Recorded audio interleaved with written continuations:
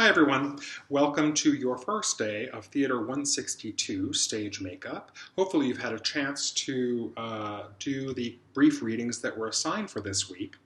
In addition to the introduction and the information on creating your picture file or makeup morgue, there is instruction on how to create your personal makeup chart.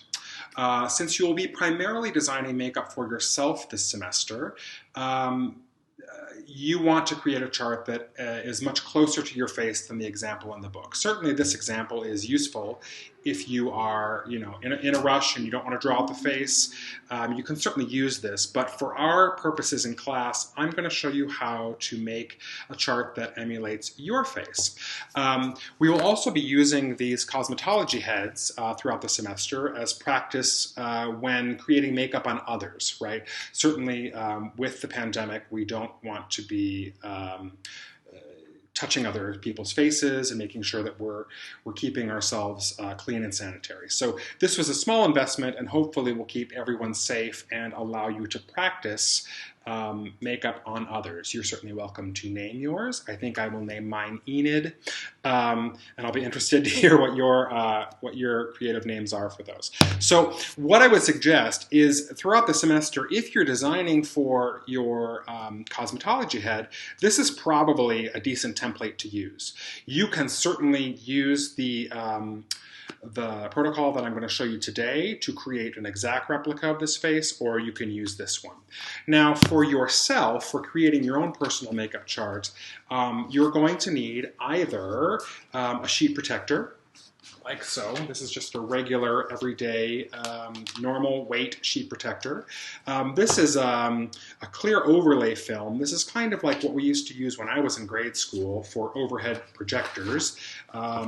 Or you can, if you don't have access to either of these things, you can certainly do this on blank printer paper, and I'll talk about that when we're finished. So I'm going to use the overlay film because it's easier, but certainly feel free to use this method using a sheet protector.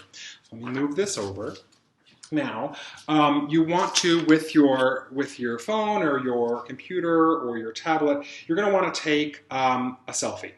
And this selfie should be straightforward. It should not be at a quote-unquote flattering angle. It should be pretty straight on. And you're going to want both a front and a side view. So let me show you mine. I printed these in black and white because I think it's a little easier to see. There's my front view. There's my side view. Okay. I'm going to start with the front view, and I'm going to lay the film over the front view like so. You can just put it in the sheet protector. Again, if you don't have these, you can do this by laying a piece of printer paper over it, over your photo, and taping it to a window or a light source, and then tracing it that way. If you're going to do that, I would use pencil. For this, we're going to use a dry erase marker. Okay, so don't use permanent marker or you'll ruin your sheet protector or your film. But a dry erase marker, fine tip is better. Let me move it up so that you can see it and it's not totally in the glare there.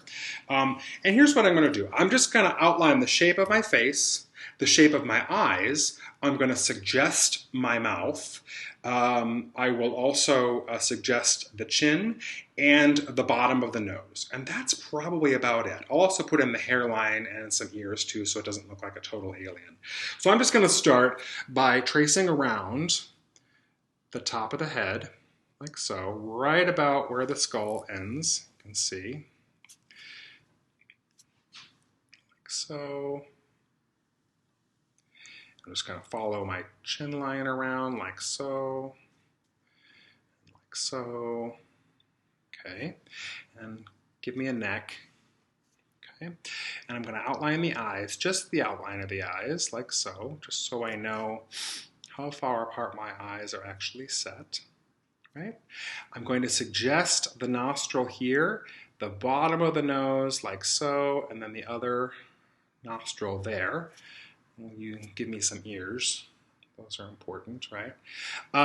When it comes to the mouth, I'm just going to draw a dotted line along the top lip we don't want to do an outline of the lips because really this template is going to allow you to design for lots of different types of makeup. So if I wanted to create makeup that had a larger lip line, I'm not fighting with the line of my lip. I'm able to just go right over it, and I'll show you what I mean. I'm also just going to denote my hairline. Every year it recedes a little further back, like so. So we know where that is. That's pretty much for wig purposes.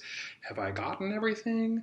I think maybe I have. Okay, so when I take this off of here, it looks a little scary, but that is the basic shape and template of my face, okay? I'm going to do the same thing for the side view, right? I have one that's pre-done here, but I'm going to layer this over. Sorry about the glare. Like that, right? I'm going to take the outline of the head. Whoops. Move it down into the camera there for you so you can see it. Goodness, there's so much glare here. But I think you get the idea, right? That I'm going to outline the head, I'm going to denote the ear. My turkey waddle is a little low here, so I followed that line of the neck, but I also denoted where my chin line is here on the side, nose, and then of course eyes. So when I take that out, I have just the outline of my face and my ears and my hairline, okay? So once I have these two, what do I do with them? Well, I took these two directly to the copy machine and I just laid them down and made copies, and there I was left with my base faces, okay? So the idea here is to actually get both of these on the same page. So what I did was I scanned these in and then shrunk this down, and I did it in Word. You can do it in Photoshop, however is easy for you. You can also just shrink this side view down onto the copier and then just paste it in the corner, whatever is the easiest way for you. But what I did here is I created my finished makeup chart using those two renderings. Now, what you can do, you can notice that these lines are a little finer. So this version, I actually took my photo with a piece of printer paper, held it up to the window, and traced in the same way. And then I shrunk them down and created a space for a name, a space for production, what role this person is playing, and then any notes, right? Just a place that you want to put notes for particular types of base, anything that you might need to quick change makeup notes, just a space so that you have a place to write information, because this will be useful to you as a designer. It will also be very useful to the actor once you, the designer, have left the production. They generally would be responsible for creating their own makeup after you show them.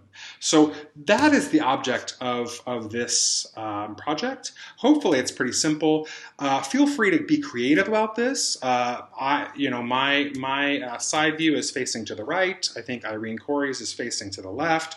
I am totally open to you being creative and designing your makeup chart as long as you have a relatively large front view and a smaller side view, a section for notes, your name, production, and role. So this is what we want for our final project. Once you're done, you can either scan it if you have it in your computer, and you'll upload it to Blackboard in the assignment. So good luck. Have a great time. I'm really looking forward to the rest of this class. You can certainly reach out to me or to Grace if you have any questions in the meantime. Thanks, guys.